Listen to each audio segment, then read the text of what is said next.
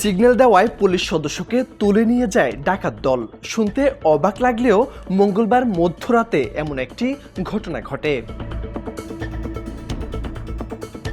জানা গেছে, দ্রুতগতির একটি ট্রাক যেতে দেখে সন্দেহ হয় চেকপোস্টের দায়িত্বে থাকা পুলিশের। সাথে সাথে ট্রাকটিকে ইশারা দেওয়া হয় থামার জন্য। এরপর ট্রাকটি কিছুটা স্লো করলে তল্লাশির জন্য এগিয়ে যান পুলিশ সদস্যরা। গিয়ে দেখেন ট্রাকের ভেতরে ডাকাত দল। এরপর ঘটে সেই অদ্ভুত ঘটনা। ট্রাকের তল্লাশির জন্য ওঠা পুলিশ সদস্যকে নিয়েই রওনা হয় ডাকাত দল। বিষয়টি তাৎক্ষণিক সেখানে থাকা অন্য পুলিশ সদস্যদের নজরে এলে ট্রাকটিকে ধাওয়া করেন তারা। এক পর্যায়ে ট্রাকটি সুনামগঞ্জের শান্তিগঞ্জ উপজেলার স্বাস্থ্য কমপ্লেক্সের সামনে এলে সিলেট থেকে আসা একটি প্রাইভেট কারকে ধাক্কা দেয়। সাথে সাথে প্রাইভেট কারটি পাশের পুকুরে পড়ে যায়। এতে প্রাইভেট কারে থাকা 2 যাত্রী গুরুতরে আহত হয়।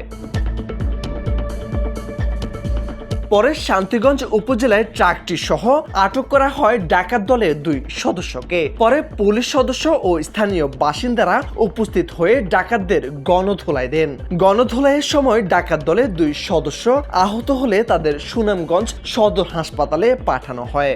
আমাদের টহল পার্টি একটা ট্রাক, সন্দেহজনক ট্রাক দেখলে ট্রাকটা থামালে ওই ট্রাকের সামনে 2-3 জন দাঁড়ানো ছিল।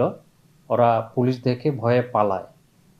পরে পুলিশ আমাদের টহল পার্টি তল্লাশি করতে যায়। ট্রাকটা তল্লাশি করতে গেলে ট্রাকের পিছনে আমাদের একজন পুলিশ সদস্য দেখার জন্য ট্রাকের পিছনে উঠলে ট্রাকটা হঠাৎ করে দ্রুত বেগে সুনামগঞ্জের দিকে আসতে থাকে।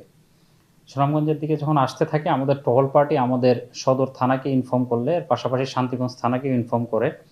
পরে শান্তিগঞ্জ থানার অফিসার ইনচার্জ সহ রাস্তা ব্যারিকেড দেওয়ার পরে ব্যারিকেডের কাছাকাছি এসে ও ট্রাকটা সজোরে একটা প্রাইভেট কারকে ধাক্কা দেয়। প্রাইভেট কারটা রাস্তার পাশে খালে পড়ে যায়। প্রাইভেট কারের যাত্রীরা আহত হন। আর যে 2 জন ছিল ট্রাকে, ড্রাইভার এবং হেল্পার, তারা ট্রাক থেকে নেমে পালিয়ে যাওয়ার চেষ্টা করে। তখন পুলিশ এবং এলাকার স্থানীয় লোকজন এদেরকে ধরে আটক করে আমাদের হেফাজতে আমরা নিয়ে আসি। ট্রাকটা শান্তিগঞ্জ থানায় আছে। এদিকে সড়ক ও গ্রামগঞ্জে অতিমাত্রায় ডাকাত আতঙ্ক, চুরি, ছিনতাইয়ের কারণে জনমনে আতঙ্ক বিরাজ করছে। অনেকেই রাতের বেলায় বাইরে যেতে ভয় পাচ্ছেন বলে জানা গেছে। মোর্শেদ আলম, সময়ের আলো।